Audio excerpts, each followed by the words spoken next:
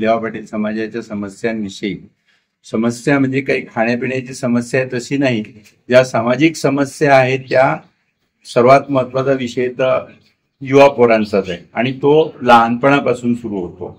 तर लहानपणापासून त्यांना टार्गेट करून किंवा त्यांच्यावरती लक्ष केंद्रित करून मोठेपणी त्यांना व्यसनाधीन होऊ नये, त्यांना काहीतरी चांगला रोजगार रोटी मिळावी, त्याचं कुठेतरी फसवणूक नको व्हायला. आपण शेजारी पाहतो काहीतरी तो चुकीचं टाकत असतो, बघा साधी गोष्ट आहे, चुकीचा फर्टिलायझर टाकत असतो, चुकीची काही पद्धत निवडणूक असतो.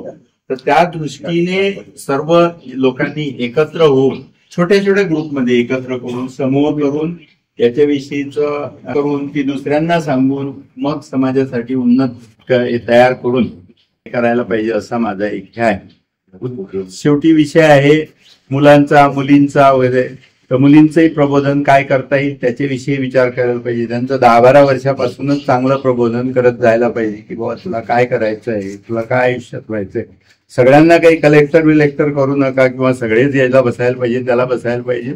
त्यांचा 2 वेळा तर चांगला रोजीचा प्रश्न मिटायला पाहिजे, त्याची काहीतरी आयुष्यात लाईन लागायला पाहिजे. सगळ्यांना काही 5-25 एकर जमीन असेल असंच नाही, पण 2-4 एकर क्षेत्रामध्येही चांगली पिकं काढणारी हे असतात.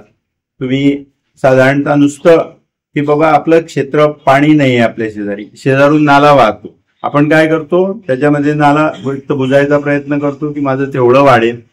पण त्या नाल्यामध्ये तुम्ही अजून थोडंसं खोदलं तर आपल्यालाही पाणी मिळू शकतं, दुसऱ्यालाही पाणी मिळू शकतं.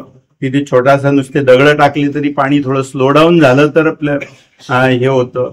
हे शेजाऱ्यांसाठी पण करायला पाहिजे. हे झालं त्यातलं शिक्षण क्षेत्राचा विचार केला तर पहिल्यापासून आपण लहान मुलं पाहतो, चांगलं हुशार मुलं आहे, अरे चला शाळेतच जात नाही, का जात नाही, शेतात जातो किंवा काही मदत करतो, का तर त्याला फी भरायला पैसे नाही. हा लहान मुला एक 10-15-20 वर्षानंतर मोठा होणार आहे, तेव्हा त्याला जर आत्ताच त्याची शाळा सुटली किंवा त्याला त्याचं डिझायर्ड मिळालं नाही तर त्याचं खूप नुकसान होऊ शकतं. तर सगळ्यांनी मिळून त्याच्या कुठेतरी कोणाला तरी पॉइंट आउट करून द्यायला पाहिजे की डॉक्टर हा असं आमच्याकडे आहे, हा पोरगा, याची काही सोय होऊ शकेल का, त्याची इच्छा असली तर ते करतील किंवा त्यांच्या नजरेत दुसरं कोणीतरी असलं तर. अशी मुलं टार्गेट करा जी हुशार आहेत पहिल्यापासून, त्यांना आतापासून फोकस करा त्यांच्यावरती. मुली असतील कोणी वाईट वळणात जात असला ते आपलं कामच नाही, तो आपण म्हणतो की नाही तो त्याचा बाप ऐकत नाही, तिची आई ऐकत नाही, कुठेतरी त्याचा आतला आवाज द्या त्याला की ऐकेल ना ऐकणार नाही असं नाही. म्हणजे डोक्यावरून पाणी गेलं की तुम्ही त्याचा तो हे करणार आणि त्याच्यानंतर सगळा तो टाव फोडणार, तुम्ही म्हणणार त्याला मी कधीच त्याला सांगत होतो, काय सांगत होतो. ह्या घटना टाळायला पाहिजे, कमी व्हायला पाहिजे कमीत कमी. आणि त्या प्रत्येकाला दिसत असतात समाजामध्ये, कोणी पॉइंट आउट करायचा प्रयत्न करतात, काही कानाडोळा करतात, तसं व्हायला नको.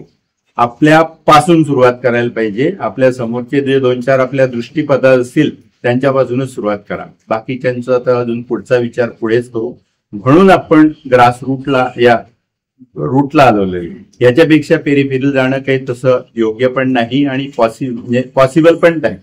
तर त्याच्यामुळे आता ज्या गावातून जे आले असतील त्यांनी थोडंसं सामाजिक कार्याकडे वळायला पाहिजे. राहिला वेळेचा किंवा आर्थिक याचा साधारणतः तोही प्रश्न जर लोकांशी डिस्कस केला तर त्यांनाही त्याच्यातून एक येऊ शकते.